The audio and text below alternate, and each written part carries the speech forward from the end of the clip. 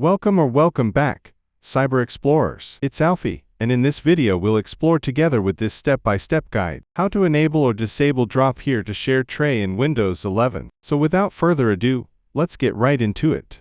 In the April 30th, 2026 preview update, KB5083631, OS build to 6200.8328, Microsoft rebranded the drag tray to the drop tray. This update streamlines the interface and moves the toggle to a more intuitive location. Here is how to manage it. Open Settings, press Windows key +I to launch the Settings app. Navigate to Multitasking.